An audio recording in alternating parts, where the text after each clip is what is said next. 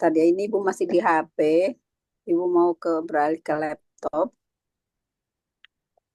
Karena Nena. Oke, bentar. Apakah eh, tugas sudah dikumpulkan semua? PJ ada tugas individu sama tugas kelompok ya? Yang tugas individu yang dulu mapping artikel.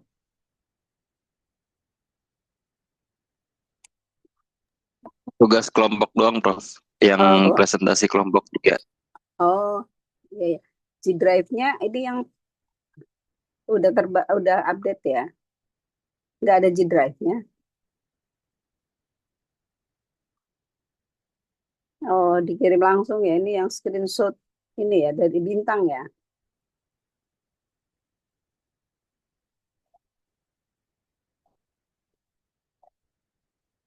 Baik. Bentar. Eh, ini dikirimnya kapan?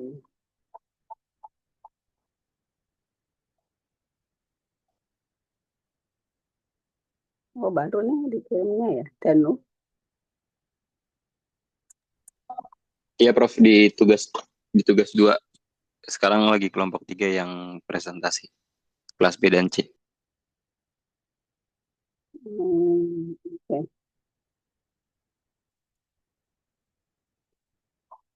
Tapi ini nggak bisa dibuka ya. Ibu nggak bisa buka tuh. Hmm,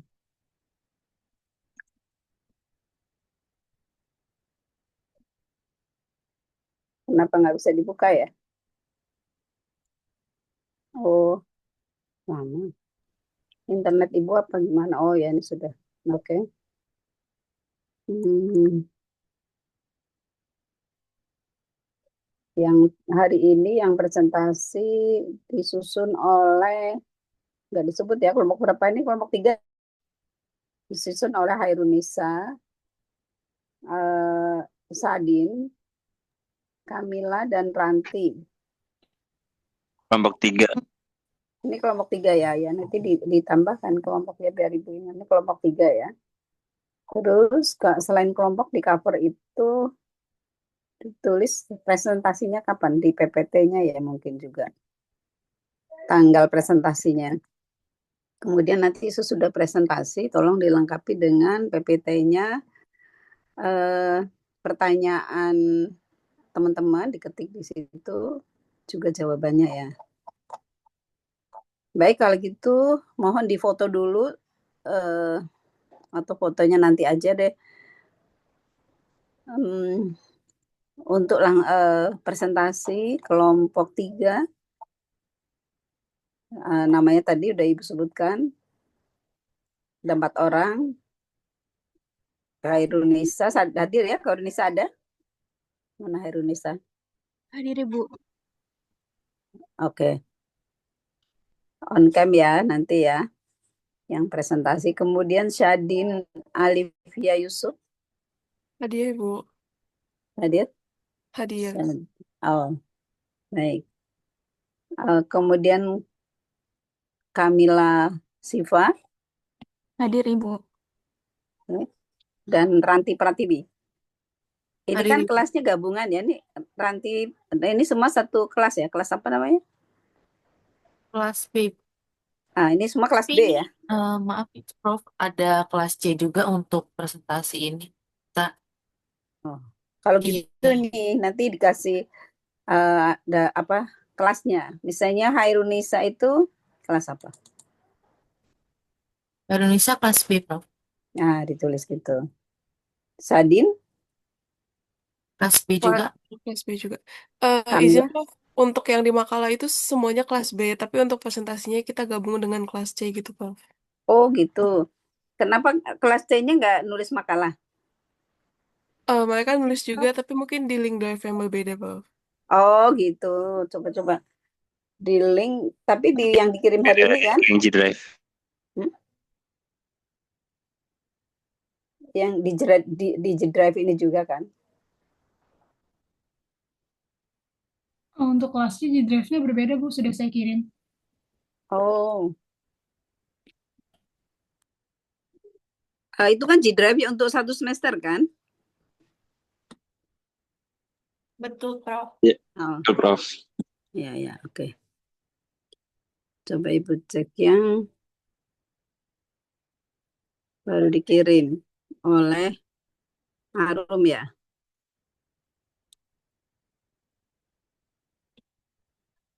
Kelompok 3 juga ya?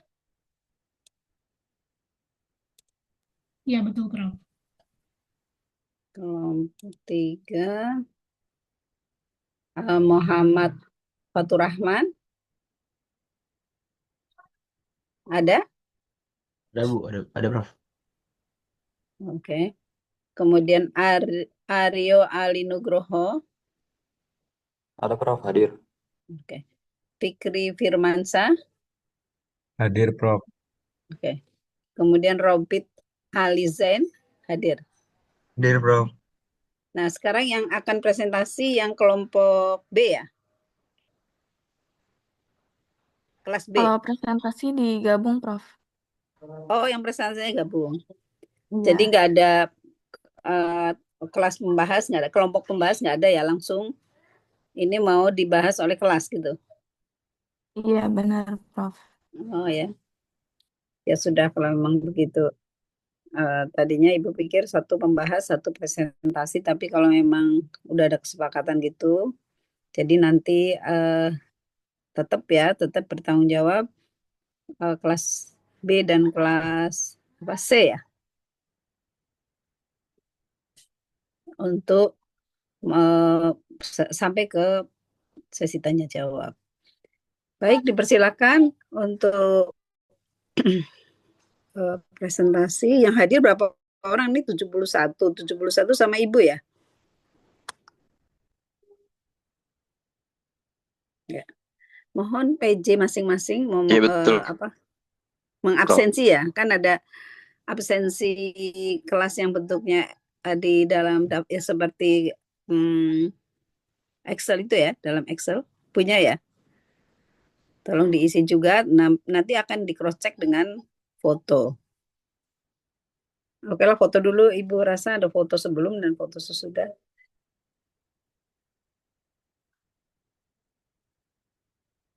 Silakan.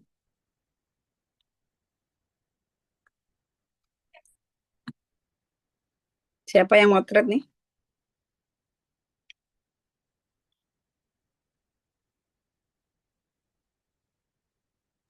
Sudah? Saya, Prof. Sebentar, Oh, ya. Prof. Untuk slide 1, 1, 2, 3.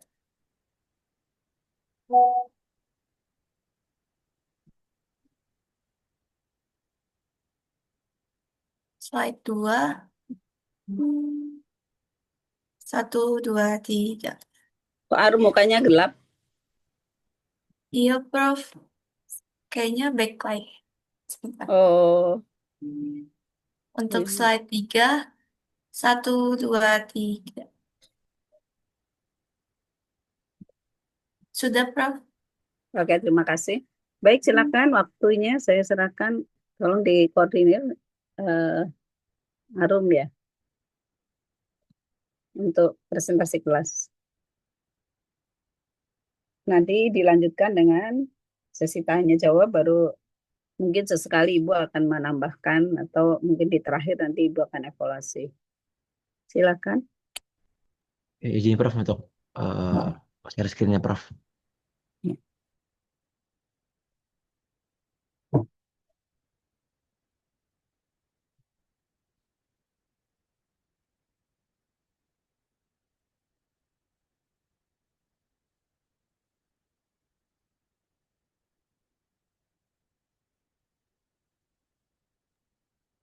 Oke, Bismillahirrahmanirrahim. Assalamualaikum warahmatullahi wabarakatuh. Selamat pagi semua Waalaikumsalam. teman-teman.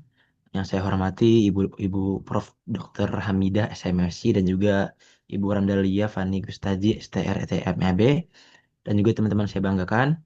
Kami dari kelompok 3 izin memaparan materi terkait proses implementasi Enterprise Resource Planning.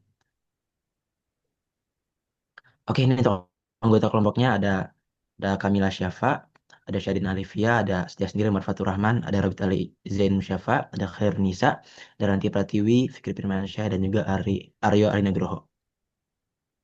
Oke, ini untuk pembahasan kita pada hari ini. Yang pertama ada tahap perencanaan implementasi, yang kedua ada pengujian dan validasi sistem ERP, yang ketiga ada migrasi data dan integrasi sistem, yang keempat ada pelatihan dan dukungan pengguna, yang kelima ada pemantauan dan juga evaluasi pasca implementasi, dan yang keenam ada studi kasus implementasi ERP.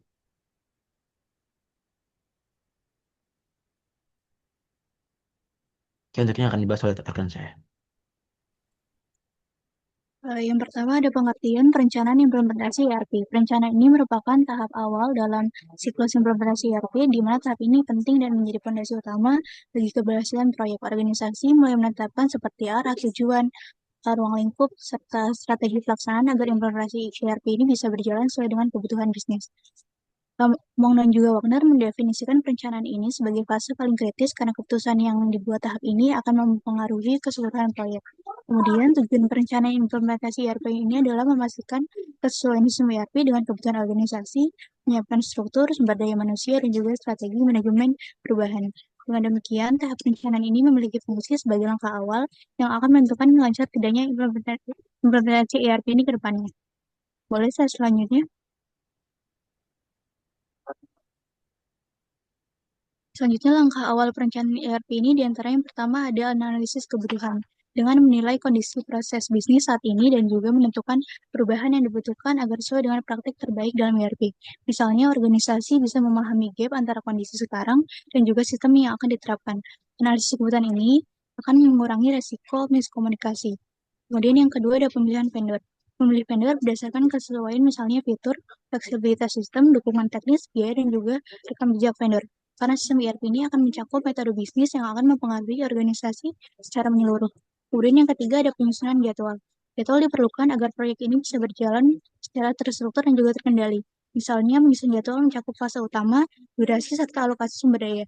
Jadwal yang realistis akan membantu menghindari keterlambatan dan juga pembengkakan biaya. Dan yang keempat ada pembentukan tim implementasi. Tim ini biasanya terdiri dari manajemen puncak, manajer proyek, key user, dan juga konsultan teknis, serta perwakilan divisi yang terdampak. Secara keseluruhan, tim yang sulit ini akan memastikan komunikasi berjalan dengan lancar dan juga mengurangi potensi resistensi dari karyawan. Dengan memahami kebutuhan, menetapkan tujuan yang jelas, serta menyiapkan sumber daya, perusahaan ini bisa meminimalisir risiko kegagalan, juga memastikan sistem ERP ini memberikan manfaat yang maksimal. Boleh saya selanjutnya? Tahap perencanaan ERP ini tidak lepas dari berbagai tantangan dan juga resiko. Yang pertama ada definisi kebutuhan yang kurang jelas. Ini menyebabkan salah menentukan ruang lingkup sehingga manfaat ERP tidak tercapai. Kemudian yang kedua ada komunikasi antar tim yang lemah. Karena bersifat lintas fungsi, ERP ini jika kondisi koordinasi antar tim kurang baik akan memiliki dampak terhadap miskomunikasi bahkan resistensi dari karyawan. Kemudian yang ketiga, pemilihan vendor yang kurang tepat. Ini bisa membuat dampak seperti sistem yang tidak sesuai dengan tujuan bisnis, serta menimbulkan biaya tambahan dan menyulitkan pemeliharaan. Dan yang keempat ada estimasi biaya serta waktu yang kurang realistis. Estimasi yang terlalu optimis ini akan berujung pada keterlambatan proyek dan juga pembengkakan anggaran. Dengan demikian, perencanaan ini harus dilakukan secara menyeluruh, melibatkan pemangku kepentingan, serta memperkuat komunikasi dan menyusun estimasi biaya dan waktu yang realistis. Selain itu, dukungan dari manajemen puncak juga sangat penting, di mana ini akan membantu implementasi ERP bisa berjalan sesuai dengan tujuan bisnis dan juga perusahaan. Baik, saya selanjutnya akan disampaikan oleh rekan saya.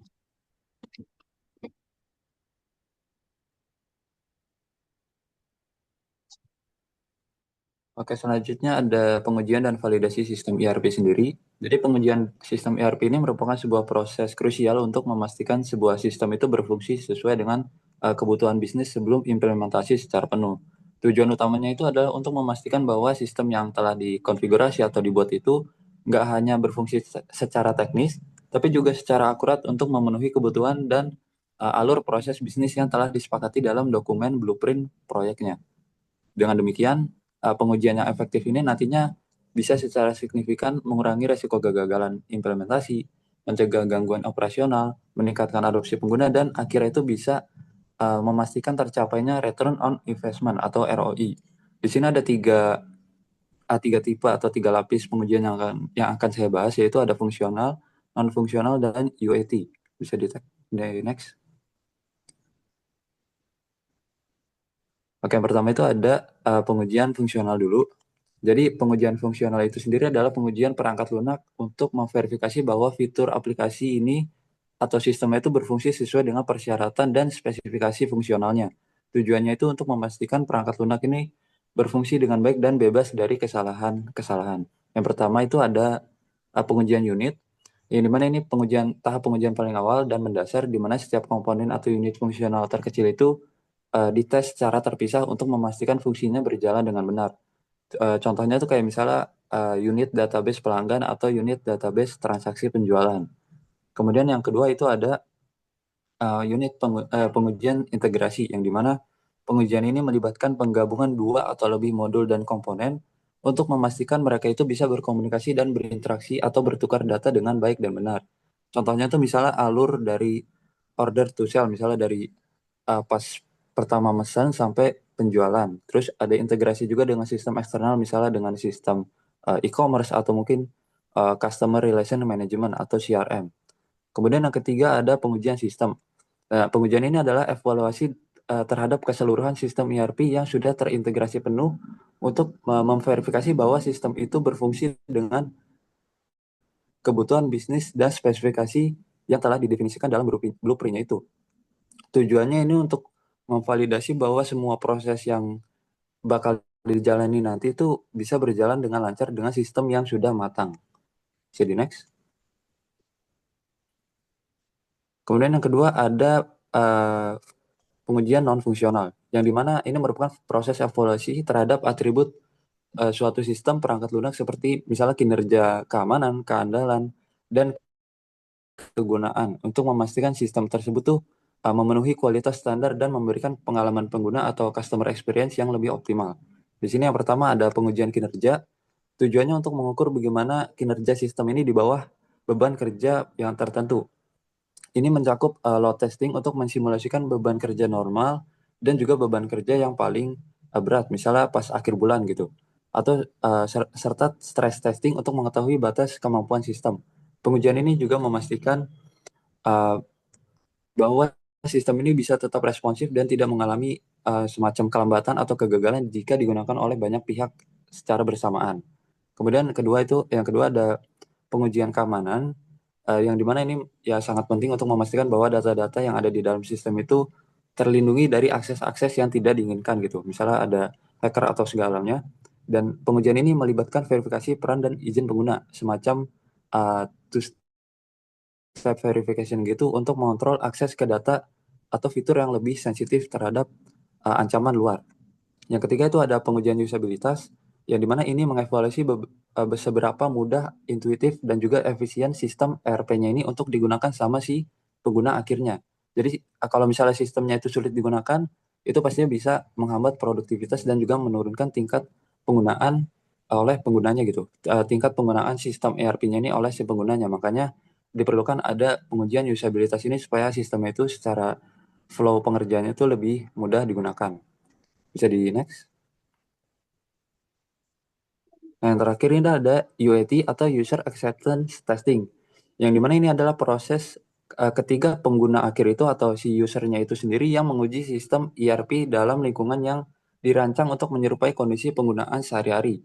Jadi tujuannya ini bukan lagi untuk nemuin bug dalam sistem, tapi gimana kita tuh ngelihat perspektif dari si consumer-nya. Jadi setiap masalah atau cacat yang dilihat sama si customer di sistem ERP-nya itu, si pihak developer atau tim proyeknya itu harus langsung mendokumentasikan terus dilaporin untuk segera diperbaiki jika memang ada kesalahan dalam sistemnya. Nanti kalau udah selesai, baru nanti para dewan-dewan direkturnya atau pemimpin perusahaannya itu bisa ngasih persetujuan atau sign off sebagai tanda bahwa sistemnya itu bisa siap untuk dirilis. Jadi buat singkatnya, pengujian fungsional sama non fungsional itu diuji sama tim internal, sama tim developer atau tim perusahaannya secara internal. Kalau UAT itu dia diuji sama customer-nya langsung, jadi kayak feedback dari customer langsung. Bisa di next. Oke, selanjutnya akan dijelaskan oleh rekan saya. Oke, selanjutnya ada migrasi data dan integrasi sistem. Yang dimana di sini terlihat ada tujuan dan juga tahapannya. Yang pertama itu ada tujuannya, mungkin bisa dibilang tujuan dari migrasi data ini adalah untuk memindahkan data dari sistem yang lama menuju sistem ERP yang baru. Yang dimana apa namanya itu, proses ini juga eh, perusahaan ini bisa menjamin gitu untuk integritas, akurasi, serta konsistensi dari data itu sendiri. Selain itu juga, migrasi juga penting untuk mengurangi resiko kehilangan data yang bersifat penting, sekaligus menyediakan satu sumber data yang terintegritas atau biasa disebut dengan single source of truth. Terus yang kedua itu adalah eh, tahapan dari migrasi itu sendiri, itu ada ETL.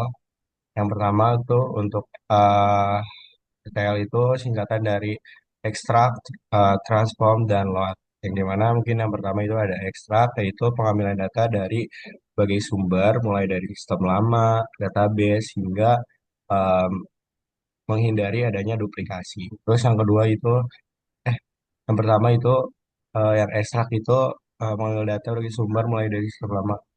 Terus yang kedua itu ada transform, yang dimana data ini dibersihkan melalui proses data cleansing, standing format, hingga menghindari adanya duplikasi.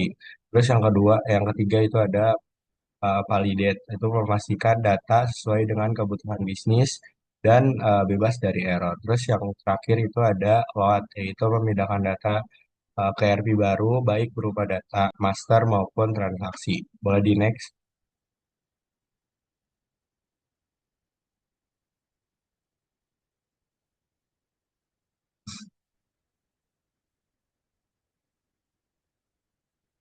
Oke, selanjutnya itu ada integrasi dan juga tantangan. Yang mana bisa dibilang ERP perlu digabung setelah data berhasil dimigrasi. Tantangan berikutnya adalah integrasi sistem, yang dimana ERP ini perlu digabungkan dengan aplikasi lain seperti CRM, HRM, dan e-commerce atau sistem produksi. Yang dimana tujuan integrasi ini adalah untuk menciptakan aliran data otomatis antar sistem tanpa input manual, sehingga bisa dibilang perusahaan ini memiliki satu sumber data yang terpadu yang dapat mempercepat proses bisnis lintas divisi. Namun, bisa dibilang integrasi tertentu itu memiliki tantangan juga. Yang pertama, untuk tantangan sendiri adanya format data yang berbeda antar aplikasi sehingga rawan inkonsistensi. Terus yang kedua itu ada keterbatasan AEV atau interface yang membuat pertukaran data tidak selalu mulus. Terus yang ketiga itu adalah masalah kompatibilitas antara sistem lama dengan infrastruktur dari sistem yang baru. Terus yang terakhir itu adalah risiko duplikasi atau bahkan kehilangan data bila proses integrasi ini tidak berjalan dengan baik. Boleh di next.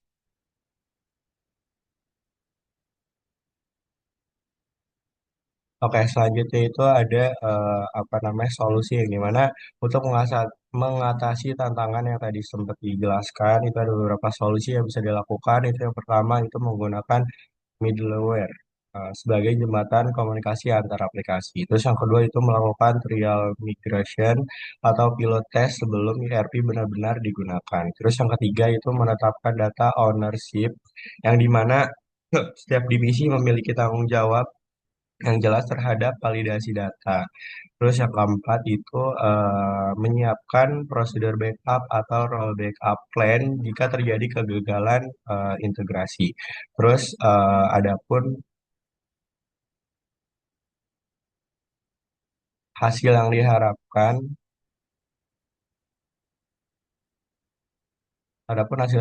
itu yang pertama, data perusahaan menjadi valid, konsisten, dan juga selalu terbarui. Terus yang kedua itu semua sistem saling terhubung dan terintegrasi tanpa hambatan. Terus yang selanjutnya itu ada memungkinkan pengambilan keputusan lebih cepat dan akurat karena data tersedia secara real time. Terus yang terakhir itu perusahaan mampu meningkatkan efisiensi operasional dan juga daya saing. Boleh di next. Mungkin yang selanjutnya akan dilanjutkan oleh rekan saya. Oke, baik. Oh, setelah kita mengetahui tentang migrasi data dan integrasi sistem, selanjutnya kita masuk ke dalam pelatihan dan dukungan pengguna dalam sistem ERP. Pelatihan dan dukungan merupakan dua pilar yang sangat krusial dan menentukan keberhasilan atau kegagalan dari implementasi ERP. Seperti yang kita tahu bahwa secanggih apapun sistem ERP yang digunakan, tidak akan memberikan manfaat maksimal apabila penggunanya tidak mampu mengoperasikannya secara baik. Nah, karena itu pelatihan dan dukungan pengguna menjadi tahap yang tidak kalah penting dengan tahapan teknis lainnya dalam mengimplementasikan ERP. Lalu, ada beberapa alasan mengapa pelatihan dan dukungan ini sangat penting. Yang pertama, pelatihan berguna untuk meningkatkan adopsi pengguna. Jadi sistem ERP hanya akan berjalan optimal jika semua pengguna terbiasa dan mau menggunakannya. Yang kedua, pelatihan membantu mengurangi resistensi atau penolakan terhadap perubahan. Karena biasanya orang yang baru itu sulit beradaptasi dengan sistem baru. Yang ketiga, melalui pelatihan, kita bisa memastikan integritas data itu tetap terjaga. Dan yang keempat, tentu saja produktivitas itu akan meningkatkan karena mereka tahu cara memanfaatkan sistem dengan efektif. Lalu, ada tujuan pelatihan pengguna. Tujuan utamanya adalah memberikan pemahaman dasar tentang ERP kepada pengguna. Nah, selain itu, pelatihan juga berfungsi untuk melatih keterampilan teknis, meningkatkan rasa percaya diri pengguna dalam mengoperasikan sistem, serta membekali mereka dengan kemampuan problem solving dasar. Dengan begitu, ketika ada kendala teknis, pengguna bisa menyelesaikan tanpa harus menunggu tim IT. Bisa di next.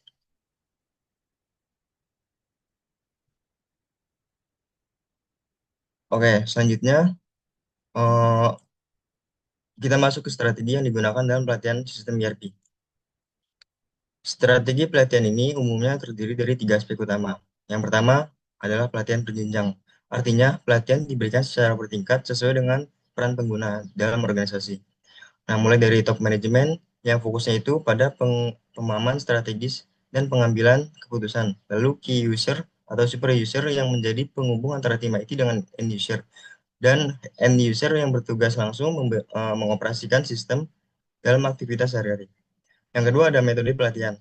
Metode ini bervariasi seperti classroom training untuk pembelajaran tatap muka, e-learning atau online modules untuk fleksibilitas belajar mandiri, on the job training yang dilakukan langsung di tempat kerja hingga simulasi atau sandbox yang memungkinkan pengguna mencoba sistem baru tanpa merusak data aslinya. Dan yang ketiga ada materi pelatihan. Materi ini meliputi pemahaman proses bisnis yang berubah setelah ERP diterapkan. Cara menggunakan antarmuka sistem mulai dari input data sampai menghasilkan laporan, serta alur kerja antara departemen yang sekarang sudah saling terinteraksi dengan sistem ERP tersebut.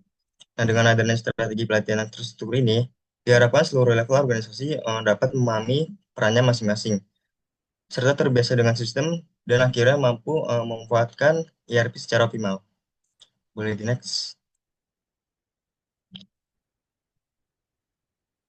Nah, selanjutnya kita masuk dalam dukungan pengguna dalam sistem ERP. Dukungan pengguna bisa dianggap sebagai jaringan pengaman setelah sistem ERP diimplementasikan. Karena tanpa adanya dukungan pengguna, masalah kecil bisa berkembang menjadi masalah yang besar dan menyebabkan frustasi atau bahkan bisa berujung pada penolakan terhadap sistem. Lalu, apa aja tujuan utama dari dukungan pengguna ini? Yang pertama, dukungan ini berfungsi sebagai penyedia solusi cepat bagi masalah maupun pertanyaan yang dihadapi pengguna sehari-hari. Yang kedua, dukungan juga membantu membangun rasa percaya diri agar pengguna bisa menggunakan sistem secara mandiri tanpa harus bergantung pada pihak IT. Yang ketiga, melalui dukungan ini, organisasi dapat mengumpulkan umpan balik yang sangat berharga untuk perbaikan sistem dan proses di masa berikutnya. Dan yang terakhir, dukungan ini memungkinkan pengelolaan masalah teknis yang lebih kompleks dengan cara mengeskalasinya ke konsultan. Nah, dengan adanya dukungan ini, implementasi ERP tidak hanya bisa berjalan dengan lancar, tapi juga berkelanjutan. Bisa di next.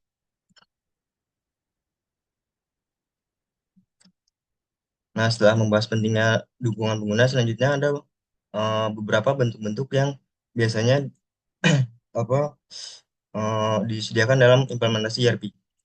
Yang pertama ada helpdesk atau support center yang merupakan unit layanan utama yang siap menanggapi keluhan, pertanyaan maupun kendala teknis dari pengguna. Nah, layanan ini bisa bersifat internal yang dibentuk perusahaan ataupun dari eksternal. Yang kedua ada super user atau key user support. Nah, peran ini sangat penting karena menjadi penghubung antara vendor, ERP, dan end user. Nah, super user ini biasanya memberikan bimbingan langsung di departemennya masing-masing. Yang ketiga ada knowledge base atau dokumentasi online. Bentuk dukungan ini berupa panduan penggunaan, tutorial, video training, hingga FAQ yang bisa diakses kapan saja. Nah, umumnya disediakan melalui portal online atau sistem internal perusahaan.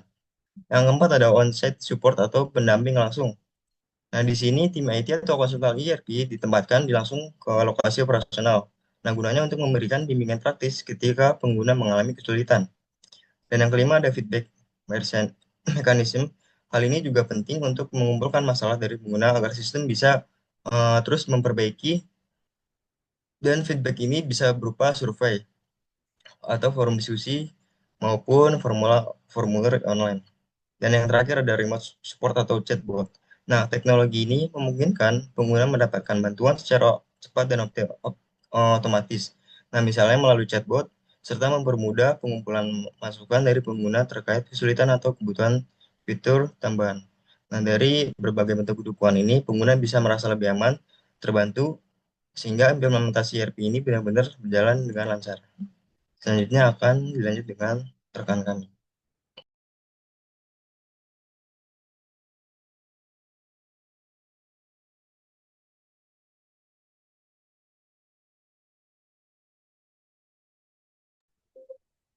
Selanjutnya, ada pemantauan dan evaluasi pasca implementasi ERP. Boleh slide selanjutnya? Oke. Pada tahap pemantauan dan evaluasi pasca implementasi ini merupakan fase yang sering dianggap sebagai ujian sebenarnya dari proyek ERP. Nah, keberhasilan sebuah sistem ini tidak cukup hanya ditentukan pada saat go live, melainkan pada bagaimana sistem tersebut mampu memberikan nilai tambah secara berkelanjutan untuk organisasi. Nah, menurut Markus dan Tanis, pasca implementasi ERP ini terdiri dari dua fase penting, yaitu fase shakedown dan juga fase onward and upward. Nah, pada fase shakedown atau masa adaptasi, perusahaan biasanya menghadapi berbagai kendala seperti error teknis, resistensi pengguna, dan ketidaksesuaian proses. Sedangkan pada fase onward and upward atau peningkatan jangka panjang, fokus ini bergeser ke arah optimalisasi, integrasi yang lebih luas, serta perbaikan yang berkelanjutan. Kemudian ada tujuan evaluasi pasca implementasi. Nah, pasca go live, sistem ERP ini tidak otomatis menjamin kesuksesan tanpa adanya evaluasi yang berkelanjutan. Nah, evaluasi ini dilakukan untuk yang pertama untuk mengukur kesesuaian dengan bisnis case awal, apakah ERP ini memberikan nilai tambah sesuai dengan tujuan yang ditetapkan atau tidak. Kemudian yang kedua adalah untuk mengidentifikasikan gap dan juga kendala pasca implementasi, baik dari sisi teknis seperti bug, downtime, dan integrasi sistem, maupun dari sisi non-teknis seperti asistensi pengguna dan juga kurangnya training. Kemudian yang ketiga adalah memastikan keberlanjutan dan juga skalabilitas sistem ERP agar tetap relevan terhadap perubahan lingkungan bisnis. Kemudian yang keempat adalah mendukung continuous improvement melalui perbaikan fitur, upgrade modul, atau redesign proses bisnis. Next, selanjutnya akan dijelaskan oleh rekan saya. Baik, untuk menilai apakah implementasi ERP berhasil atau tidak, kita perlu melihat nih beberapa indikator utamanya. Yang pertama ada aspek finansial seperti return on investment atau ROI, yaitu menghitung apakah manfaat finansial dari ERP ini sepadan dengan biaya yang dikeluarkan. Misalnya biaya inventory bisa turun sampai 20% setelah sistem berjalan 1 tahun. Yang kedua ada indikator operasional atau KPI proses bisnis. Nah, ini mencakup seberapa cepat siklus order to cash, lead time pengadaan, akurasi laporan keuangan, maupun tingkat kepuasan pelanggan. Dari sini kita bisa tahu nih apakah ERP-nya benar-benar membuat operasi perusahaan lebih efisien. Lalu yang ketiga ada aspek adopsi dan juga kepuasan pengguna. Kita bisa lihat nih dari sini seberapa banyak karyawan yang benar-benar menggunakan sistem ERP dibandingkan sistem lama dan bagaimana penilaian mereka terhadap kemudahan penggunaan maupun kecepatan sistem. Yang keempat ada aspek teknis yaitu stabilitas dan juga keamanan. Nah, ini dilihat dari uptime, jumlah error, dan juga hasil audit keamanan. Kalau sistemnya sering error, tentu implementasinya itu belum bisa dikatakan berhasil. Dan terakhir, kita juga perlu menilai performa organisasi secara keseluruhan. Karena ERP yang sukses biasanya mendorong budaya kerja baru yang lebih kolaboratif, transparan, dan juga berbasis data. Jadi, keberhasilan ERP ini tidak hanya diukur dari teknologi yang terpasang, tetapi juga dampaknya terhadap efisiensi, keamanan, kepuasan pengguna, hingga perubahan budaya organisasi. Lalu selanjutnya ada strategi maintenance dan juga continuous improvement. Kalau ERP-nya ini udah go live, pekerjaan kita ini belum selesai karena ERP itu ibaratnya living system ya, jadi harus terus dikelola dan juga ditingkatkan. Ada beberapa strategi utama yang bisa dilakukan. Yang pertama yaitu proactive monitoring. Jadi perusahaan itu biasanya pakai dashboard real time untuk memantau kinerja sistem, misalnya uptime, response time, sampai jumlah tiket yang error. Nah, tools yang umum dipakai itu ada SAP Solution Manager, Oracle Cloud Monitoring, atau ServiceNow. Nah, dengan monitoring ini, masalah bisa cepat terdeteksi sebelum dampaknya lebih besar. Yang kedua, ada upgrade dan patch management. Nah, ERP ini perlu dijaga supaya selalu up to date. Ya, patch keamanan, versi modul baru, dan perbaikan bug itu harus rutin dilakukan. Biasanya strategi yang dipakai itu fast upgrade supaya risiko gangguan operasional itu bisa dikurangi. Yang ketiga ada refresher training dan juga knowledge management. Setelah sistemnya berjalan, seringkali kan pengetahuan pengguna itu berkurang atau nggak merata. Karena itu, pelatihan ulang penting untuk dilakukan. Selain itu, perusahaan juga perlu untuk menyiapkan knowledge base dan juga SOP digital yang mudah diakses agar pengguna bisa mencari solusi sendiri nih kalau ada kendala. Yang keempat ada audit sistem dan juga kepatuhan regulasi. Audit ini bisa meliputi audit keamanan data, misalnya standar GDPR atau ISO 27001 dan juga audit fungsionalitas untuk memastikan proses di ERP ini sesuai dengan SOP perusahaan. Dan terakhir, continuous improvement melalui feedback loop. Nah, organisasi ini perlu menyediakan forum umpan balik dari end user.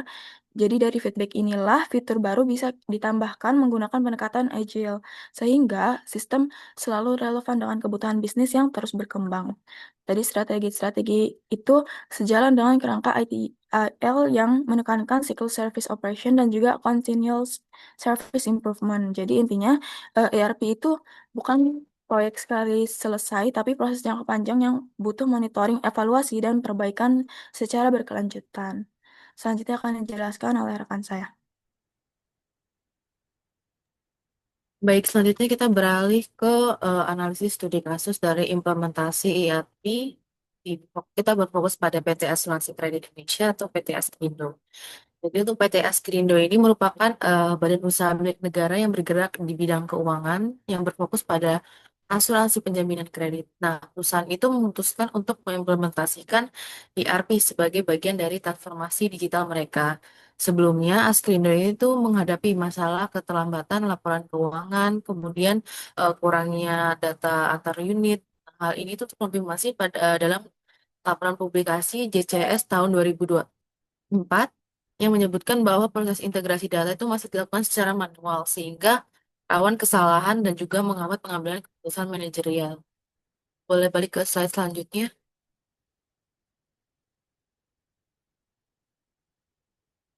Eh, Balik ke slide sebelumnya, maaf. Sebelumnya lagi. Baik. Nah, kemudian ada tantangan sendiri dari implementasi ERP, yaitu dalam implementasi ERP di PT Askrindo. Ada beberapa tantangan utama yang tercatat dalam studi kasus dan juga laporan resminya. Yang pertama adalah kesiapan organisasi. Banyak nih staf-staf yang sudah terbiasa dengan sistem manual, sehingga awalnya ragu untuk menerima sistem baru. Nah, dalam studi IJCS tahun 2024, itu menekankan bahwa tingkat kesiapan digital karyawan itu menjadi hambatan terbesar dalam fase awal. Di slide-nya, maaf, boleh di slide selanjutnya yang bagian implementasi. Oke, terima kasih. Kedua, ada kualitas dan integrasi data. Jadi menurut data polis, Lime, dan juga keuangan sebelumnya itu tersebar di berbagai aplikasi. Nah, saat migrasi itu dilakukan, ditemukan nih beberapa duplikasi dari data tersebut. Kemudian ada inkonsistensi dan juga format yang berbeda-beda sehingga proses pembersihan data itu membutuhkan waktu yang panjang.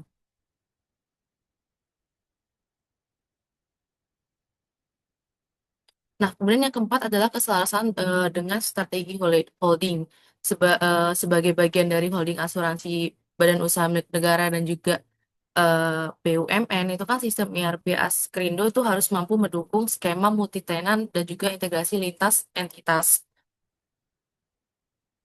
Slide-nya maaf yang bagian implementasi. Bagian implementasi. Yang bagian awal implementasi. Oke, stop. Terima kasih. Next slide. Bagian halaman 21. Slide 20. Maaf, slide 20. Dan yang terakhir itu ada tantangannya yaitu di bagian manajemen perubahan atau change management. Nah, tanpa komunikasi dan juga pendampingan yang efektif, ada risiko nih pengguna kembali itu ke pengguna itu bisa kembali ke dalam praktik lama atau workaround. Seperti yang tercatat dalam temuan evaluasi implementasi dari PT Asuransi Kredit Indonesia atau Askrindo ini. Next slide. Kita masuk ke bagian strategi implementasi dan juga hasil implementasi. Pertama, ada dukungan penuh.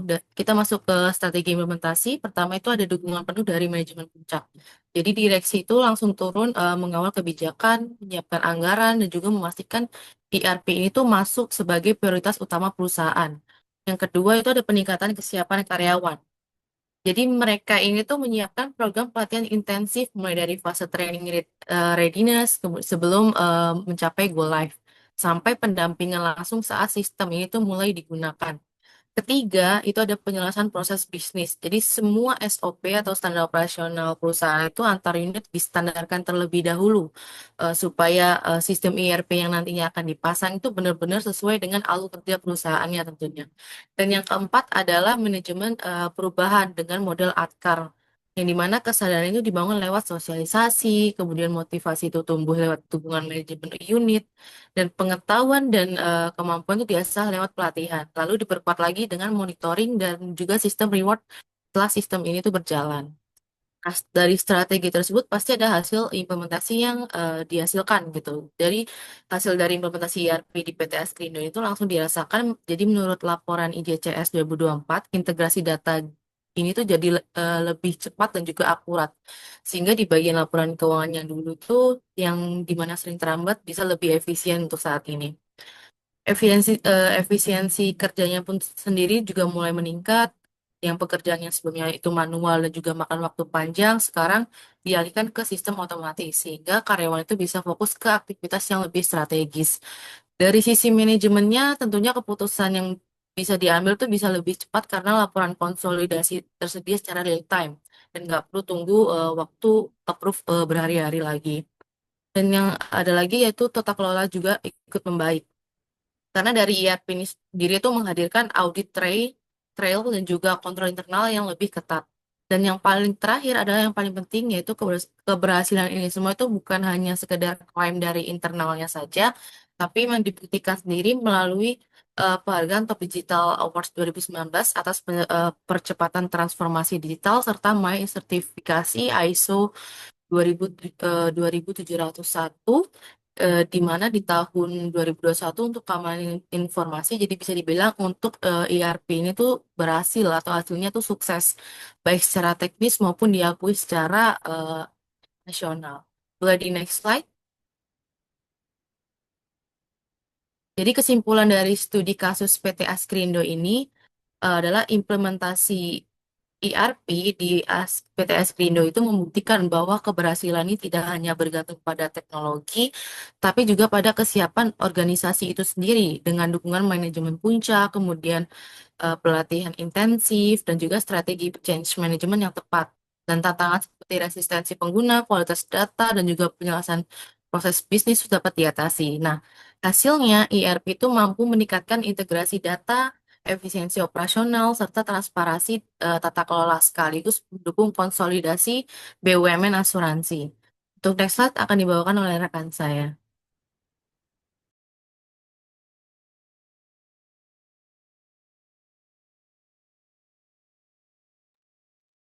Oke, ini untuk kesimpulan keseluruhannya. Jadi implementasi ERP ini dapat berhasil jika setiap tahap dilaksanakan secara terencana dan juga berkesinambungan.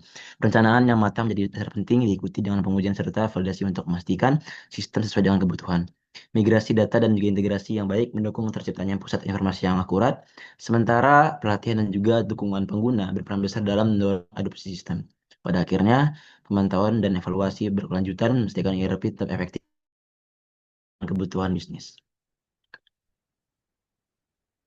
Oke, mungkin cukup sekian pemaparan dari Promo 3. Kami buka sesi pertanyaan untuk teman-teman semua, total 4 pertanyaan ya. Bagi teman-teman yang mau bertanya, dipersilakan.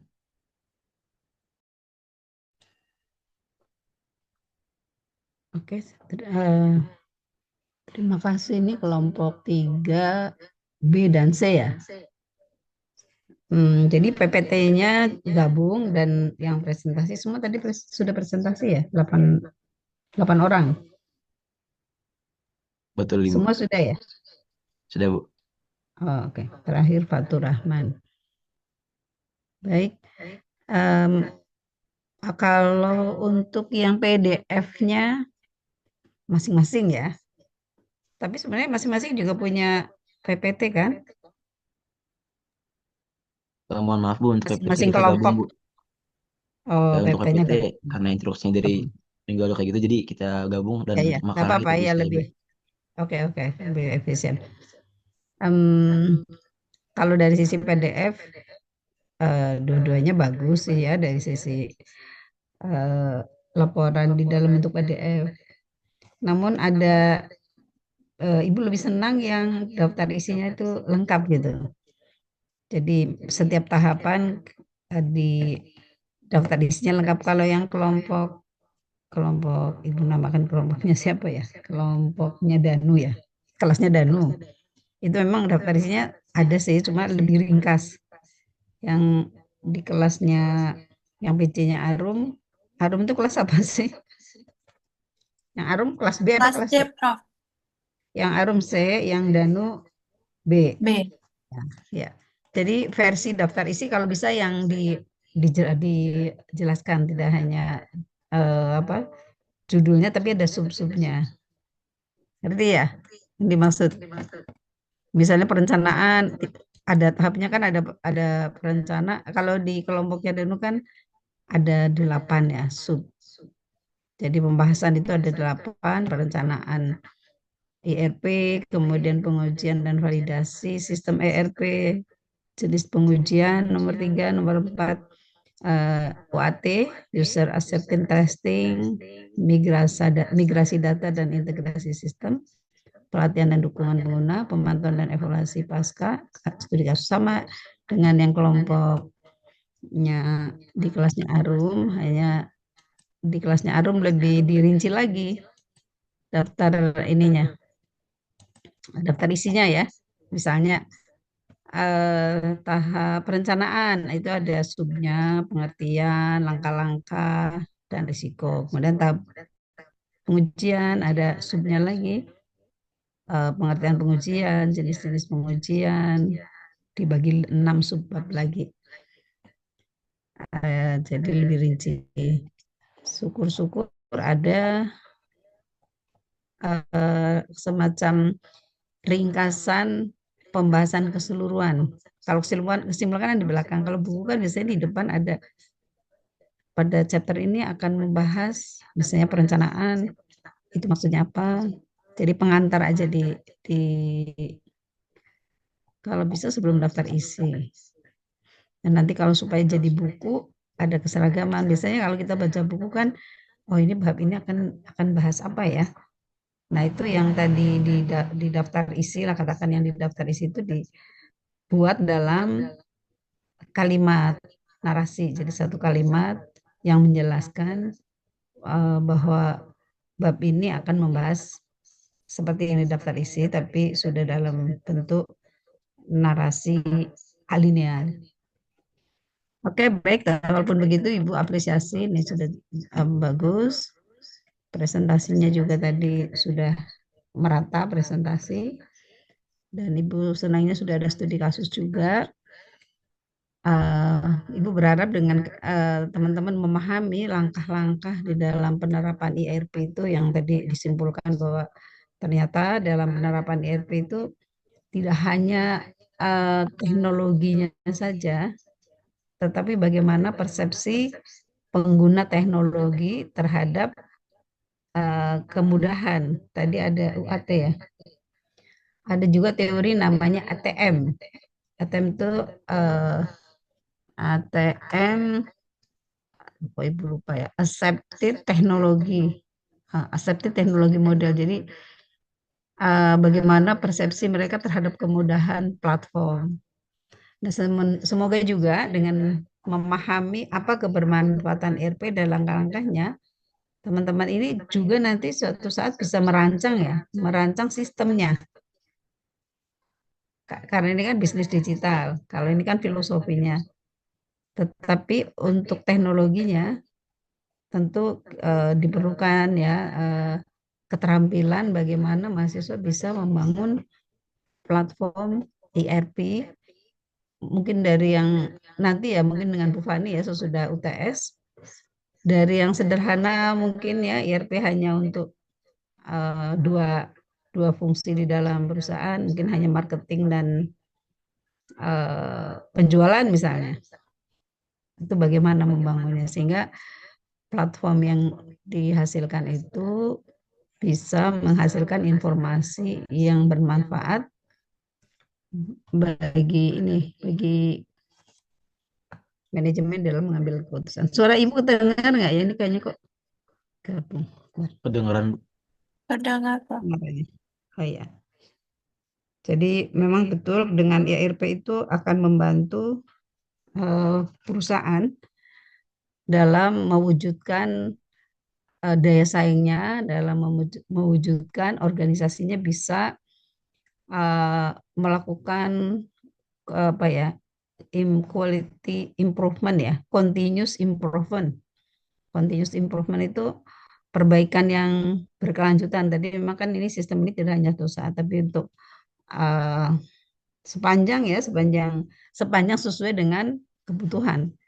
Kan bisa saja ada perubahan, kemudian tentunya ada perubahan lingkungan ya, perubahan lingkungan internal dan eksternal. Eksternal itu berarti perubahan tuntutan pasar, internal itu mungkin perubahan dari kekuatan di sumber daya manusianya, di sumber daya keuangan, sehingga tentu akan ERP-nya tentu akan menyesuaikan. Nah, tadi yang disimpulkan juga menarik bahwa ERP itu berkaitan dengan teknologi dan manusianya, karena tadi ya kalau manusianya di situ resisten terhadap perubahan, pada zona nyaman, nggak mau berubah, banyak contohnya yang seperti itu ya, nggak jauh-jauh di UNJ juga, walaupun sudah misalnya sudah online nih, ada integrasi antara mahasiswa, dosen, dan jadi antara penerimaan mahasiswa, kemudian ke keuangannya, kemudian menyatu lagi ke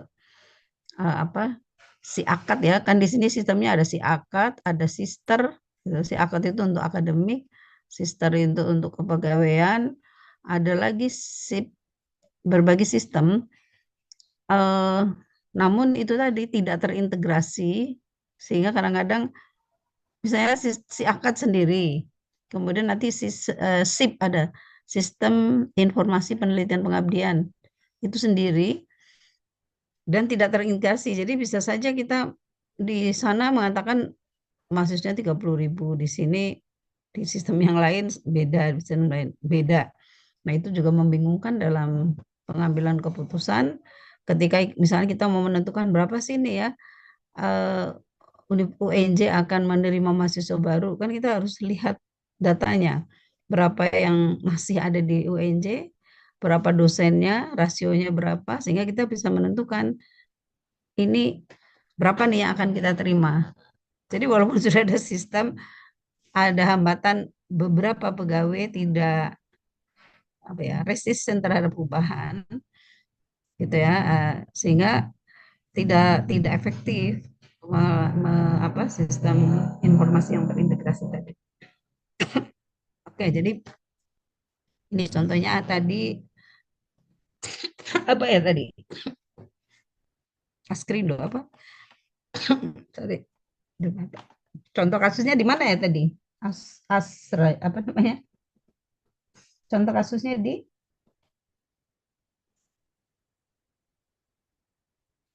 sini, Prof. Skrindo. PT Askrindo. Oke, sama apa lagi? Cuma itu ya. Kalau Ibu tanya kalian kira-kira kalau disuruh membangun platform ERP ini membuat gitu ya, sudah bisa? Kan sudah tahu itu kebutuhan-kebutuhannya. Kalau bangun sistem diawali dengan tentunya dengan alur-alur pekerjaannya ya. Alur kayak SOP itu perlu ditanya, mungkin SOP-nya pekerjaan ini bagaimana, pekerjaan ini bagaimana. Kalau Anda diminta membuat suatu sistem ya di perusahaan di sederhana aja di UMKM. Mudah-mudahan nanti Bu Fani bisa bisa mendampingi ya, dan Ibu yakin kalian tuh kalau kalian ini generasi apa? Alfa. Z, Prof. Hah? Z. Oh, Z ya, kelahiran berapa? 2000 2012 2012 2004 ya. Oh, ya masih Z ya. Ya, Z itu sangat melek digital. Ya, kalianlah agen perubahan di masa depan. Nah, di tangan kalian pada saat 2045 nanti kan itu generasi emas ya. 2045 berarti kalian sudah umur berapa nih? Sekarang 2020 tambah katakanlah sekarang umurnya 18, 19, 40. Ya, mudah-mudahan itu saat Indonesia di puncaknya, generasi seperti yang kalian inilah menjadi harapan eh, orang tua ya, orang-orang Indonesia pada umumnya yang eh, pendidikannya masih banyak yang pendidikan bahkan sekolah SD selesai juga banyak yang tidak tamat. Banyak ya orang Indonesia yang seperti itu. Kalian ini termasuk yang ya alhamdulillah diberi keberuntungan bisa sekolah sampai perguruan tinggi, dan eh, dari kalian lah nanti akan lahir pimpinan-pimpinan masa depan yang akan mudah-mudahan akan membawa Indonesia lebih maju lagi. Jadi setiap belajar, kalau kayak Ibu kan paling bukan paling ya, Ibu kan generasi bukan milenial, kolonial. Ya, karena kolonial. Beda gitu ya, sense ke digital itu beda, tapi dari sisi filosofi, dari sisi etika, moral, pengalaman mengajar, mungkin bisa Ibu sharingkan ya, sharingkan Ibu sharing knowledge kepada kalian. Baik, itu jadi apresiasi ya terhadap tulisan dan PPT-nya. Sayangnya Ibu kemarin belum, Ibu mungkin belum ini ya, belum lihat, jadi nggak bisa baca. Jadi tapi dengan mendengarkan presentasi sudah bagus. Saya kembalikan kepada PJ kelas ini, siapa, Arum dan Danu ya, untuk mengatur tanya jawab. Ya, Atau kepada yang presentasi, silakan yang pada presentasi ini. Siapa nih yang menjadi moderatornya? Apakah dari Oke, apakah untuk siapa? Silakan. ya izin ya Prof. Untuk teman-teman Hmm. semua yang ingin bertanya, dipersilakan ya. Kita buka tanya jawab sejumlah 4 pertanyaan. Silakan raise hand. Mungkin ada Henry, dipersilakan. Mungkin Oke, 3 dulu terima ya, 3 penanya. Baru satu yang Oke, Nanda, 3. silakan. Silakan Nanda. baik, terima kasih atas kesempatan pertanyaannya. Pertanyaan saya langsung saja ya. Tadi kan udah dijelaskan mengenai migrasi data dan integrasi sistem yang ada di ERP ini ya.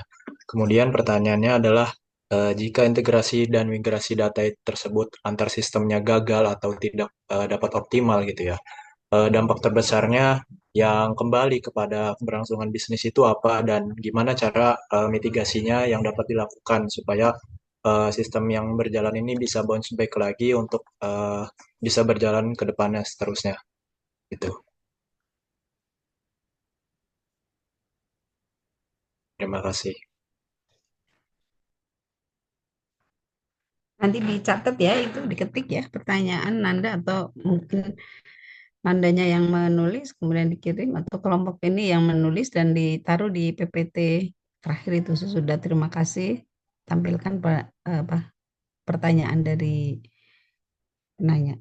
Silakan lanjut. Baik, apakah ada lagi yang ingin bertanya? Mungkin bisa kita simpan dulu tadi untuk jawabannya.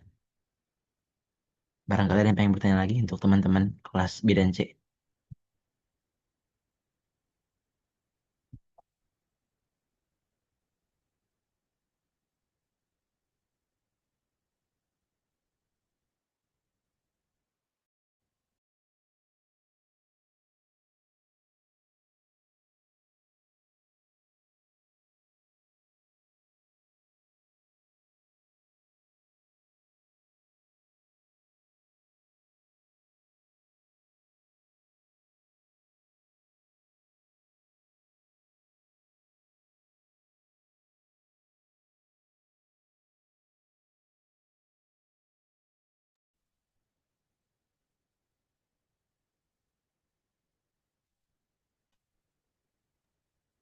Sekali lagi, apakah ada yang ingin bertanya lagi untuk teman-teman kelas B dan C? Mungkin yang mewakili kelompok berapa? Kelompok 1 ada? Tadi yang tadi siapa Pak? Kelompok berapa yang penanya? Nanda dan Nandri, kelompok berapa Nanda? Saya Nanda dari ya? kelompok 2, Prof. Kelompok 2 kelas C. Oh, oke. Kelompok 2 kelas C. Iya, Prof. Ya, oke. Terima kasih. Ada dari kelompok lain? B maupun C, kelompok 1, kelompok 4, kelompok 5.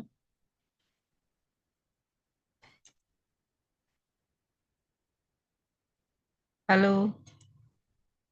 Apa berarti ini sudah cukup jelas kayaknya dipahami mereka. Tapi walaupun jelas, eh, kalau kita berpikir bagaimana untuk meningkatkan pengetahuan IRP, boleh eh, sesuatu yang belum jelas atau sesuatu yang eh, kira-kira ke depan butuh apa, boleh didiskusikan.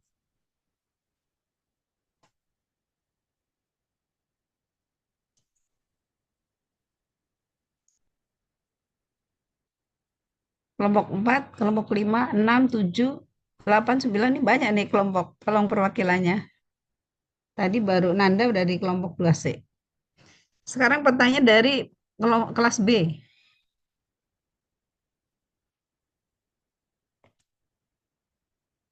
Kita tunggu ya perwakilannya.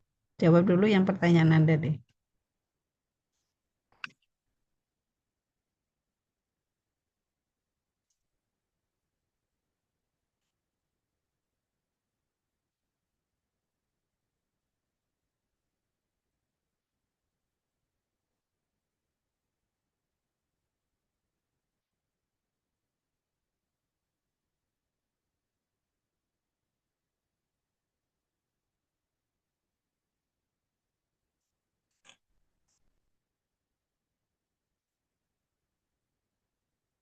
Kalau apa contoh ya, contoh kasusnya. Untuk belum ada ya, yang ini kan perusahaan organisasi kan terkelompok ya. Ada organisasi sifatnya profit seperti Askrindo ini kan profitable. Tapi ada juga organisasi yang jadi kalau yang kayak Askrindo, BNI, BRI itu namanya private organization. Kalau yang public organization itu seperti UNJ, rumah sakit, kementerian, dan itu juga organisasi-organisasi tersebut memerlukan apa ya informasi yang tepat di dalam mengambil keputusan. Bayangkan aja kenapa sih di Indonesia itu sering misalnya hanya mengidentifikasi siapa yang perlu mendapat apa sih dana bantuan dari desa itu ya, seringnya kan mereka salah sasaran, tidak diberikan kepada orang yang betul-betul membutuhkan bantuan itu, orang yang betul-betul miskin gitu malah nggak dapat. Ada yang mendapat tuh malah dia punya mobil, dan anehnya juga dia nggak malu gitu ya, tergolong orang yang di desa itu mendapat bantuan sosial itu. Itu satu karena kelemahan data juga. Tidak teridentifikasi em, masyarakat yang betul-betul miskin, yang betul-betul memerlukan bantuan, malah orang yang mampu. Itu kira-kira di mana itu kesalahannya? Kan jadi keputusan dari eh, kepala desanya untuk membagikan apa namanya sumbangan itu tidak tepat sasaran. Itu salah satu contoh tidak terdukungnya sistem informasi yang tepat antar lintas ini juga itu kan lintas fungsional. Mungkin ada dari eh, desanya, data BPS-nya, data kependudukannya, Dukcapil. Itu eh, yang apa ya artinya kita sebagai seorang yang mempelajari ekonomi manajemen tentunya tidak profit oriented saja, tapi bagaimana sih agar profit yang ada juga menyeimbangkan kepada apa kebutuhan masyarakat, terutama masyarakat miskin. Kita kan Indonesia terkenal negara yang mungkin sekarang sudah nggak udah membaik, tapi masih banyak sekali yang apa pendapatannya di bawah UMR, sekolahnya tidak sampai SD, kebijakan-kebijakan pemerintah yang tidak terdukung oleh eh, ya sama aja enterprise resources planningnya yang tidak sesuai dengan kebutuhan sehingga banyak anggaran-anggaran yang tidak tepat sasaran. Itu contohnya untuk organisasi yang non-profit ya. IRP dibutuhkan banyak sekali apa ya ahli-ahli yang sudah mampu ya membuat sistem yang baik dan menjadi apa ya menjadi partner pemerintah bukan banyak sekali dibutuhkan gitu. Mudah-mudahan di antara kalian juga kita kan harus punya moral juga ya di samping belajar pengetahuan. Semakin pandai seseorang eh, harus diimbangi juga dengan moral ya, moral, etik. Jadi pintarnya tidak hanya untuk mencari laba, tapi bagaimana juga untuk membantu mensejahterakan masyarakat, mampu menyeimbangkan, jangan merusak lingkungan. Sekarang kan isunya gitu ya. Bisnis tidak profit oriented saja, tapi harus environment oriented, social oriented. Nah, itu jadi dengan IRP yang tepat untuk organisasi yang publik itu tetap dibutuhkan.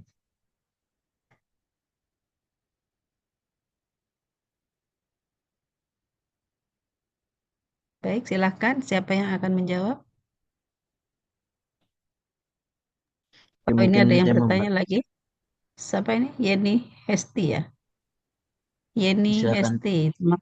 Ya, sudah. Silakan di Baik, ini. baik Prof. Sebelumnya perkenalkan nama saya Yeni Stefrati Manurung. Saya dari kelompok 1 dari kelas C. Izin bertanya kepada kelompok yang presentasi. Tadi kan di kasus PT Askrindo itu kan ada klaim menyebutkan kayak resistensi pengguna itu sebagai tantangannya. Nah, jelaskan bagaimana sih model art card atau awareness, desire, knowledge, ability, reinforcement yang digunakan di perusahaan seperti PT PN 10 atau PT Skrindo dapat diterapkan secara spesifik untuk mengatasi penolakan perubahan dan meningkatkan employee readiness di Indonesia. Apakah jelas atau perlu diulangin? Jelas. Terima kasih. Ya, mungkin untuk Arun dipersilakan.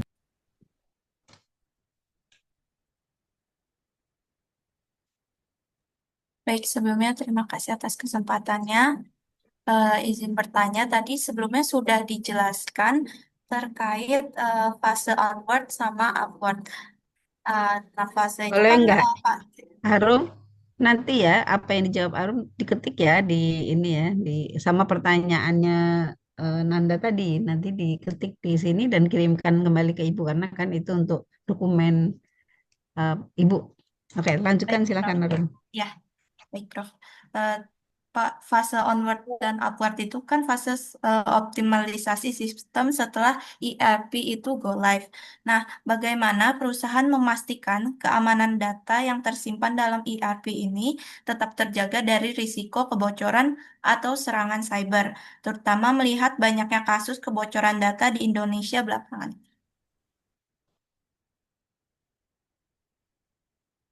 Apakah pertanyaannya sudah jelas? Kelompok Coba 3. sebutkan dulu, Arum, pertanyaannya tadi dari Nanda apa tadi? Tentang migrasi dan integrasi, cara Sebentar, mitigasi tadi ya? nanti Tolong bikin. ditulis. Coba Ya, siapa? Nanda, benar. Ya, Prof. Pertanyaannya tadi mungkin apa tadi diulang?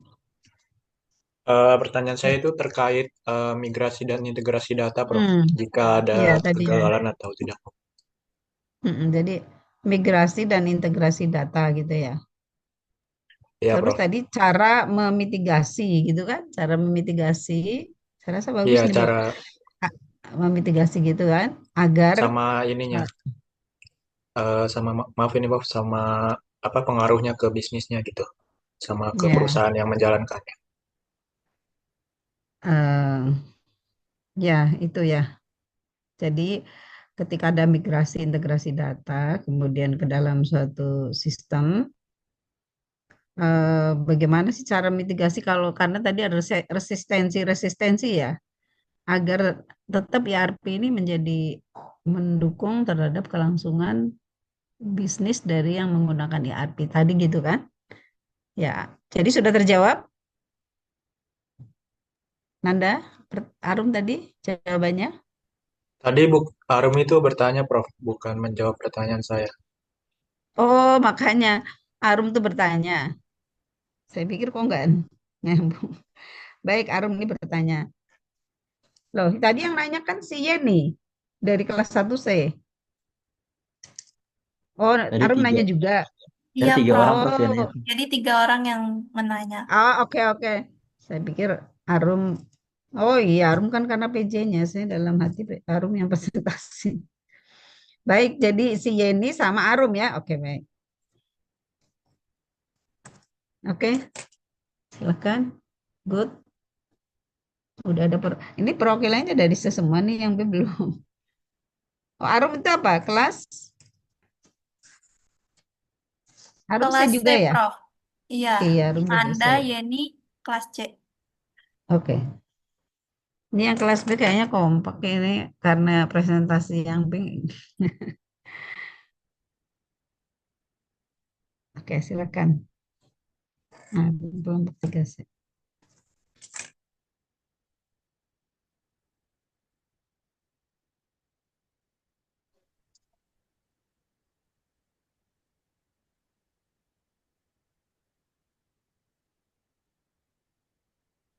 Ibu, saya boleh izin bertanya lagi nggak? Tambah Satu lagi. dari Oke, saya silakan. dari kelas B. Fatih ya. Iya. Ya, oke, Fatih B, kelas B ya. mm-mm. Kelompok Saya berapa mau Fatih? tanya saya kelompok 5B. 5B. Oke. Ya. Jadi kan tiga kelompok tiga yang presentasi sempat menjelaskan bahwa eh, tahap perencanaan atau perencanaan implementasi ERP ini itu tahap paling kritis. Nah, jadi yang saya mau tanyakan adalah gimana sih organisasi atau perusahaan itu bisa memastikan keputusan yang dibuat pada tahap ini, yaitu pada tahap implementasi ERP ini, itu bisa benar-benar fleksibel dan juga adaptif terhadap perubahan yang tak terduga, yang mana yang mungkin bisa muncul di kemudian hari. Karena mengingatkan kita hidup di dinamika bisnis yang cepat berubah gitu. Mungkin itu aja sih, Prof. Oke. Sudah dipahami? Jelas nggak pertanyaannya? Ya. Kelompok 3. Izin mengulangi ya, Bana. Ya. Jadi kayak gimana organisasi atau perusahaan itu bisa memutuskan pada tahap implementasi ini benar-benar fleksibel dan juga adaptif pada perubahan yang mungkin hadir di kemudian hari. Intinya itu Iya, ya. betul. Nah, Oke, intinya terima itu. kasih Bana. Ya.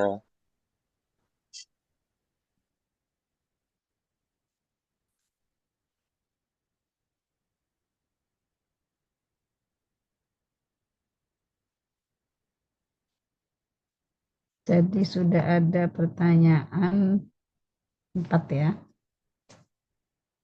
1 dari Nanda, 2 dari Yeni, 3 dari Arum, 4 dari Fatih. Oke, silakan Saya boleh, diskusi. iya. Saya boleh menjawab pertanyaan Nanda dulu, Ibu. Iya, silakan. Ya. Baik, terima kasih Nanda Melantri dari kelompok 2 kelas C. Tadi pertanyaannya, jika migrasi dan integrasi data gagal dan tidak optimal, apa dampak terbesar yang akan dirasakan oleh perusahaan dan migrasi yang dilakukan supaya perusahaannya dapat terus berjalan? Eh, Berdasarkan hasil diskusi kelompok kami, suaranya masuk nggak ya? Masuk yang lain boleh nggak menambahkan Masuk, di masuk kok. PPT-nya ini? Oke, Apa baik. yang Terima disampaikan kasih. Kamila tadi boleh nggak langsung ditulis di ini supaya teman-teman bisa baca juga di layar PPT ini. Sesudah terima kasih ini, bikin lagi PPT pertanyaan dari Nanda, kemudian nanti dilengkapi jawaban dari Kamila, tapi kalau jawabannya belum bisa diketik sekarang nggak apa. Tapi paling tidak pertanyaan dari 4 orang tadi, jadi teman-teman bisa lihat, oh itu pertanyaannya. Oke, silakan Baik. lanjutkan Kamila. Baik, berdasarkan diskusi kami, kalau proses migrasi dan integrasi data itu gagal atau nggak optimal, dampak terbesar yang dirasakan oleh perusahaan adalah pada keandalan informasi bisnis. Karena sistem ERP ini kan sangat bergantung pada kualitas data ya. Kalau data yang dimigrasi itu salah, terus mungkin atau nggak lengkap, maka output sistemnya itu juga tidak bisa dipercaya. Dampaknya laporan keuangannya itu bisa keliru, jadi pengambilan keputusan itu jadi terlambat, bahkan bisa mengganggu layanan operasionalnya seperti klaim atau pemrosesan pesanan. Nah, dalam suatu kasus yang ekstrim, mungkin kegagalan integrasi ini bisa membuat sistem itu tidak sinkron antara divisi sehingga menimbulkan inefisiensi dan juga biaya tambahan. Untuk mitigasinya, perusahaan ini bisa melakukan beberapa langkah nih. Yang pertama, menjalankan data cleansing sebelum migrasi, terus memastikan data yang masuk ke ERP ini sudah bersih dan juga konsisten. Yang kedua, melakukan uji coba dengan skenario pilot project agar error bisa terdeteksi lebih awal. Yang ketiga, menyiapkan backup system sehingga eh, ketika integrasinya itu gagal, operasional itu tetap bisa berjalan dengan sistem yang lama untuk sementara waktu. Dan yang terakhir itu bisa melibatkan tim lintas fungsi, misalnya IT, finance, dan juga operasional untuk validasi data dan juga melakukan monitoring ketat selama fase go live gitu. Dengan mitigasi itu risiko kegagalannya bisa ditekan. Jadi perusahaan tetap bisa beroperasi meskipun terjadi beberapa kendala. Seperti itu Nanda, apakah menjawab? Menjawab, tapi ada yang belum terjawab itu gimana cara bounce back-nya dari misalkan ada kegagalan kan udah berjalan nih, terus gagal, gimana caranya bisa kembali lagi ngebenerin si data yang gak optimalnya itu. Jadi udah terlanjut gagal gitu ya. Iya, di dalam prosesnya kan nggak semua kegagalan bisa dimitigasi kan. Ada aja misalkan di tengah jalannya. Terus gimana caranya memperbaiki yang kegagalan itu supaya bisa balik lagi bounce back dari kesalahan supaya bisa diterusin prosesnya. Tahu integrasi dan integrasi datanya gitu. Hmm, Sebentar ya diskusi lagi dulu.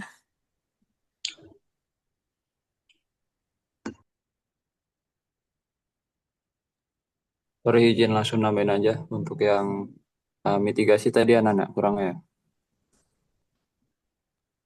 Mitigasinya udah terjawab tapi di ininya apa?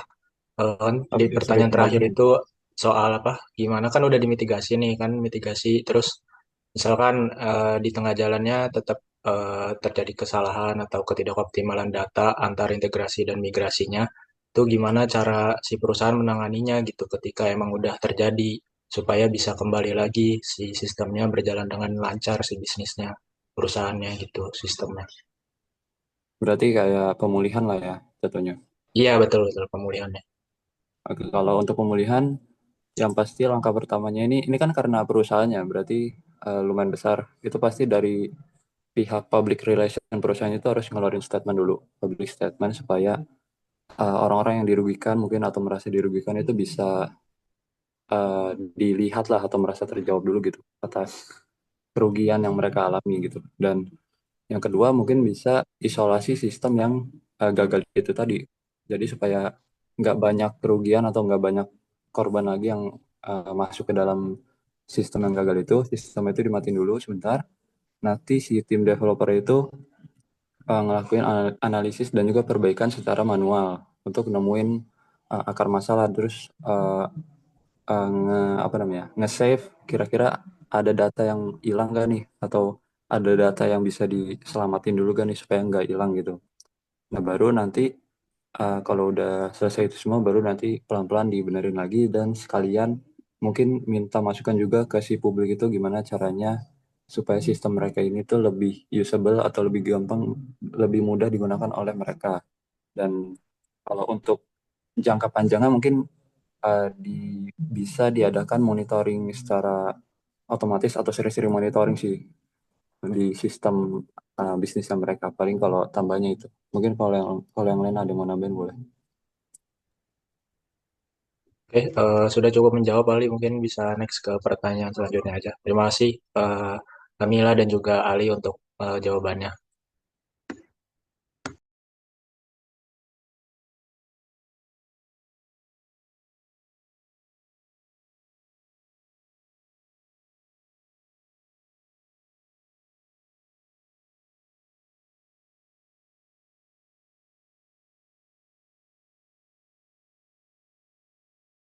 Ya mungkin saya izin untuk menjawab pertanyaan dari Bana ya.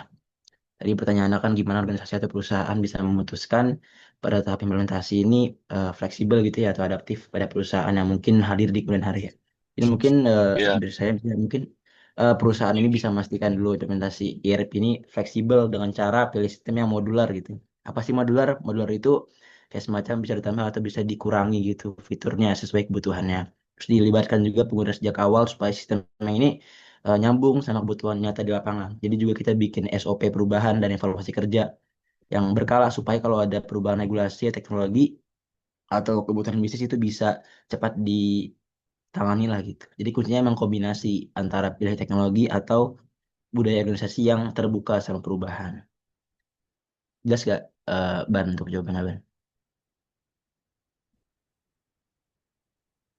Berarti perusahaan emang harus fokus di perencanaannya ya, Betul, biar jangka ya panjangnya Fatur jelas ya. Ban. Betul banget Ya Ban. oke oke. Ya, udah jelas kok. Thank you Fatur. Ya, sama-sama Ban. Mungkin selanjutnya aku mau izin jawab untuk pertanyaan dari perwakilan kelompok satu kelas C. Oke, jadi sebelumnya makasih buat ini atas pertanyaannya. Jadi kan dalam studi kasus di PTA Skrindo itu tadi kan pertanyaannya adalah mengenai resistensi pengguna dan juga apa sih model ATKAR itu bisa ibarat kata ngatasin penolakan perubahan dari sisi karyawannya. Nah, kalau dalam studi kasus PTA Skrindo, jadi resistensi pengguna itu kan memang menjadi tantangan utama ya, karena kan balik lagi sebagian besar karyawan itu udah terbiasa nih dengan sistem manualnya. Yang dimana untuk ngatasin hal ini, perusahaan itu kan menerapkan model ATKAR yang juga terbukti efektif dalam implementasi ERP di BUMN lain kayak di PTPN 9. Nah, untuk model ATKAR ini yang pertama itu yang A, awareness atau kesadaran. Jadi Askrindo atau PT Askrindo itu melakukan sosialisasi intensif sebelum go live. Di mana dia tuh menjelaskan bahwa ERP itu bukan sekedar proyek IT, tetapi kebutuhan strategis untuk efisiensi dan juga integrasi holding.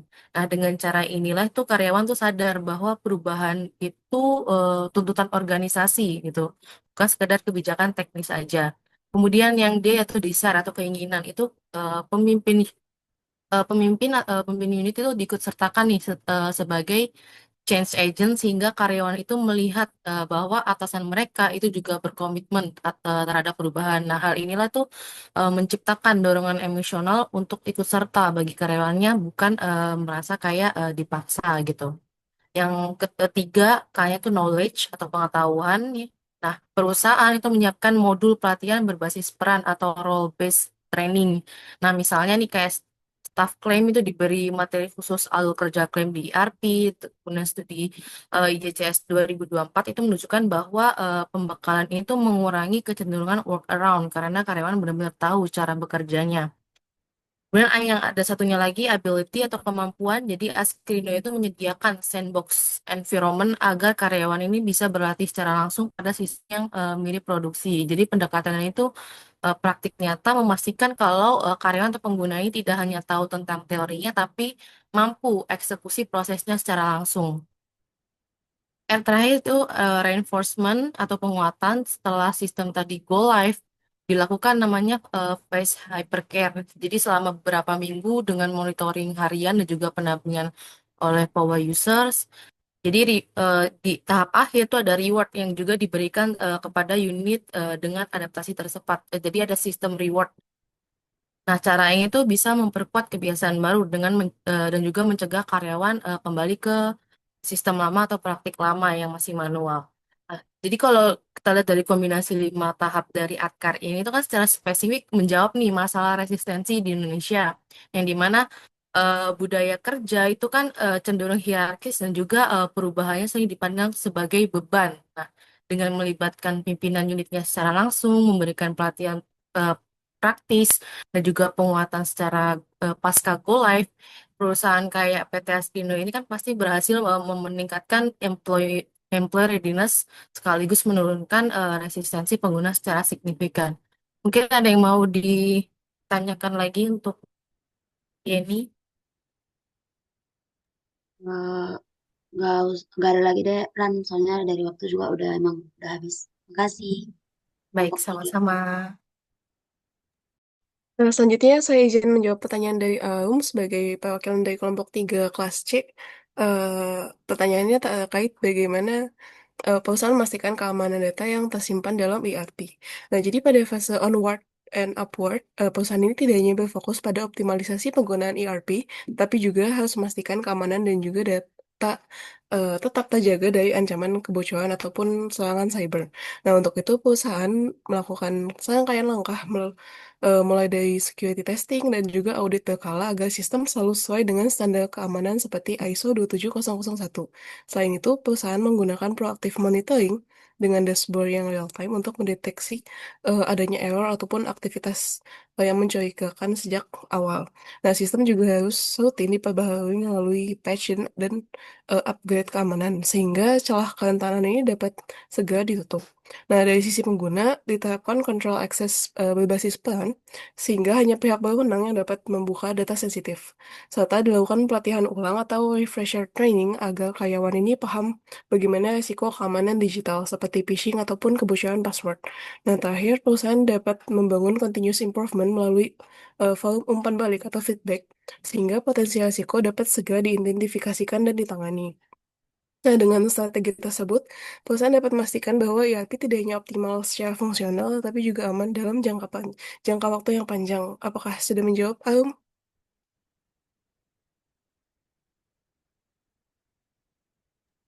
Sudah menjawab, Syadin. Terima kasih. Baik, terima kasih atas pertanyaannya.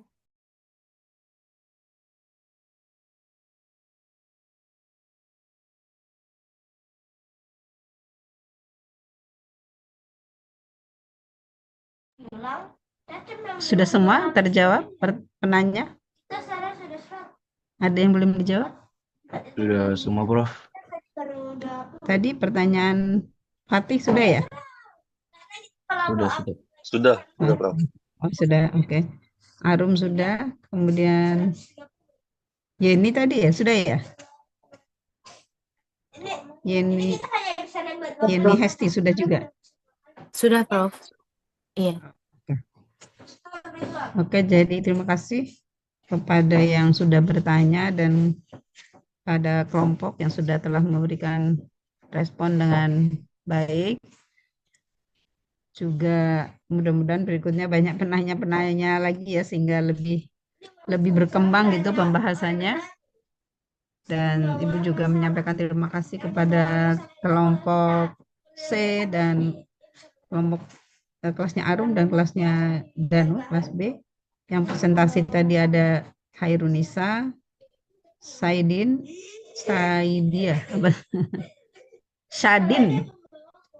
Alivia, kemudian ada Kamila, kemudian ada Nanti, Dan yang di kelompok ini ada Fatur Rahman, Ari, Fikri, Robin.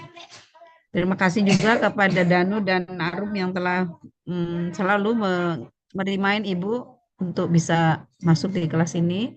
Sesungguhnya Ibu juga banyak belajar dari kelas ini tentunya. Terima kasih. Dan mudah-mudahan kita akan ketemu lagi di minggu depan dengan pembahasan dari kelompok berapa minggu depan? Arum, Danu? Kelompok 4, Prof. Kelompok 4 ya? Kelompok berapa? Iya, kelompok 4, Prof. Kelompok 4, Prof. 4 ya. Itu membahas apa ya?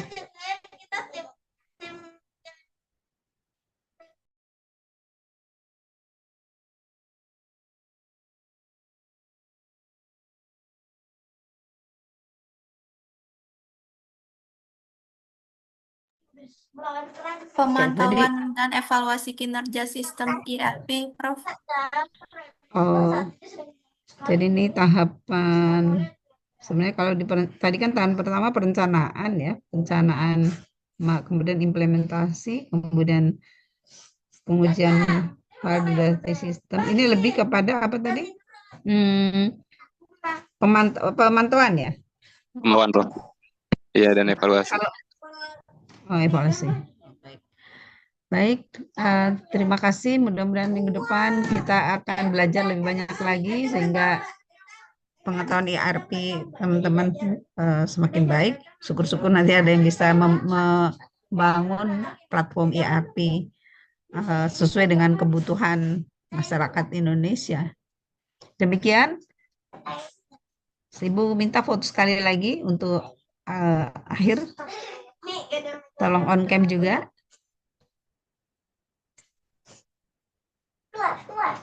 Nanti Ibu akan biasanya kan kita harus dosen membuat laporan ya. Jadi Ibu akan masukkan sebagai laporan peserta kelas ini. Termasuk PPT-nya, termasuk nanti yang tadi tolong dilengkapi ya. Di PPT ditambahkan pertanyaan yang tadi sudah disampaikan penanya dari mulai siapa tadi? Nanda, Yeni, Arum, Fatih, tolong dimasukkan pertanyaannya dan siapa yang menjawab. Izin, Baik, Prof. silakan difoto. Untuk tadi pertanyaan dan jawabannya boleh dibuat PDF file aja, Prof, dokumen. Jangan deh, di itu PPT nggak bisa ya ditambahkan di PPT itu. Oh, ya udah, bisa, Prof. Iya. Teman-teman foto dulu ya. Untuk slide pertama, 1, 2, 3.